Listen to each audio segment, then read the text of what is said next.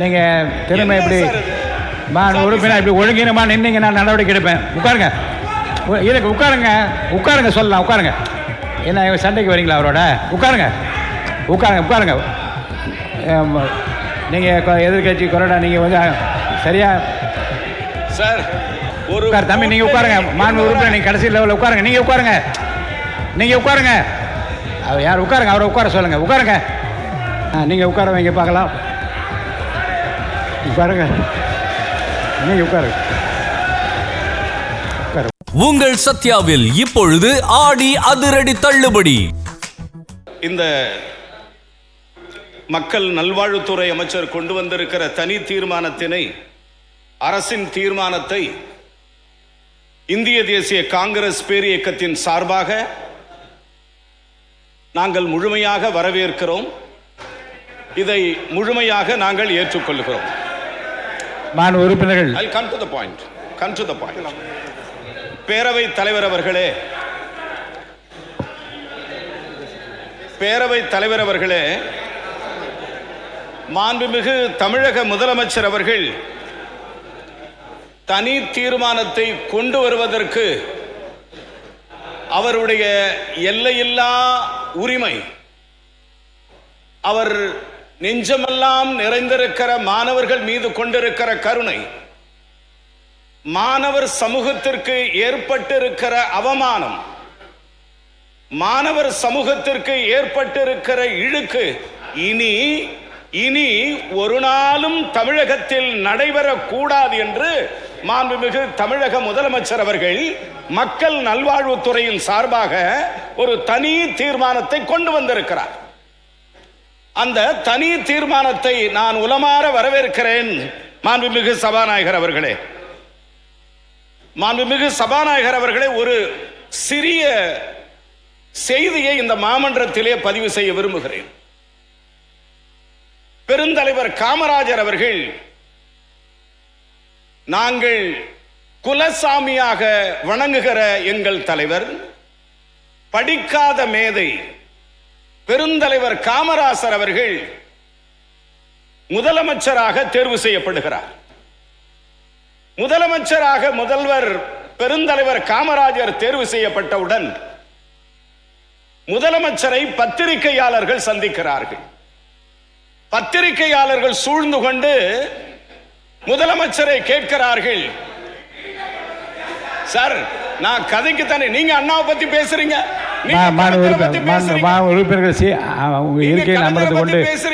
வேண்டாம் பேச வேண்டாம், நீங்க கலைஞரை பத்தி பேசுறீங்க, உங்க முதல்வரை பத்தி, முன்னாள் முதல்வரை பத்தி அமைச்சர், மாண்புமிகு அமைச்சர், நீங்க பெருந்தலைவரை பற்றி இருங்க. உட்காருங்க, உட்காருங்க, உட்காருங்க, உட்காருங்க, நீங்க உட்காருங்க. மாண்புமிகு உட்காருங்க, உட்காருங்க, நீங்க பேசுங்க. பெருந்தலைவரை பற்றி சொல்லிட்டு தீர்மானத்துக்கு வந்துருங்க. தீர்மானத்தை ஆதரிக்கிற கருத்தை சொல்லிட்டு முடிச்சிடணும். நீங்க வாங்க, பெருந்தலைவரை பற்றி சொல்லுங்க, முடிங்க. பெருந்தலைவர் காமராஜர் அவர்கள் பத்திரிகையாளர்களை சந்தித்து அவர் சொன்ன முதல் செய்தி, முதல் தகவல், முதல் அறிக்கை என்ன தெரியுமா? தமிழகத்தில் கல்வி அறிவு இல்லாத கடைகோடி மனிதன் கூட இருக்கக்கூடாது. கல்வி அறிவு இல்லாத, படிப்பு அறிவில்லாத எந்த மனிதனும் தமிழகத்தில் இருக்கவே கூடாது என்று நீட் தேர்வுக்கு மாணவர்கள் போராடுகிறார்கள். அந்த நீட் தேர்வை எதிர்த்து காங்கிரஸ் பேரியக்கத்தினுடைய தலைவர், என் அன்பிற்கினிய தலைவர் ராகுல் காந்தி போராட்ட களத்திலே நின்று கொண்டிருக்கிறார் என்கிற ஒரு செய்தியை இதை நான் சொல்லுகிறேன். டெல்லியிலே நின்று கொண்டிருக்கிறார். உட்காருங்க, உட்காருங்க. நீங்க திரும்ப இப்படி உறுப்பினர் இப்படி ஒழுங்கினமா நின்னீங்க, நான் நடவடிக்கை எடுப்பேன். உட்காருங்க, இதுக்கு உட்காருங்க, உட்காருங்க, சொல்லலாம், உட்காருங்க. என்ன சண்டைக்கு வரீங்களா அவரோட? உட்காருங்க, உட்காருங்க, உட்காருங்க. நீங்கள் எதிர்கட்சி கொறடா, நீங்கள் கொஞ்சம் சரியா சார் ஒரு ஒரு ஒரு ஒரு தம்பி நீங்கள் உட்காருங்க. மாண்பு உறுப்பினர் நீங்கள் கடைசி லெவலில் உட்காருங்க. நீங்கள் உட்காருங்க, நீங்கள் உட்காருங்க. அவர் யார்? உட்காருங்க, அவரை உட்கார சொல்லுங்க. உட்காருங்க, மாண்பு உறுப்பினர் உட்காருங்க. 60 ஆண்டு காலம் மேலே நடவடிக்கை எடுப்பேன், நீங்கள் உட்காரணும். ஒரு 60 ஆண்டு காலம் கழித்து காங்கிரஸ் பேரியக்கம் ஒரு கூட்டணி மந்திரி சபையில் இடம்பெற்றிருப்பதை நீங்கள் விரும்பவில்லை என்பதை இதை நினைவு காட்டுகிறது. நீங்கள் நினைவுபடுத்துகிறீர்கள். மாண்புமிகு உயர்கல்வித்துறை அமைச்சர் முடிங்க, வரவேற்று முடியும். உட்காருங்க சார், உட்காருங்க. விடுங்க சார், பேச விடுங்க சார், பேச விடுங்க சார். சார் உட்காருங்க. உட்காருங்க. நீட் நுழைவுத் தேர்வு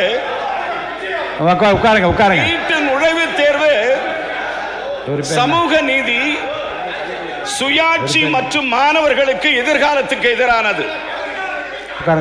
வசதி படைத்தவர்கள் தங்கள் குழந்தைகளை பெரிய பயிற்சி நிலையங்களுக்கும், கிராமப்புற மாணவர்களின் பெற்றோர் இதற்கு ஈடுகொடுக்க முடியாமலும் திணறி வருகிறார்கள். தொடர்ந்து நடைபெறும் வினாத்தாள் கசிவுகள் மாணவர்களின் கனவை சிதைக்கிறது.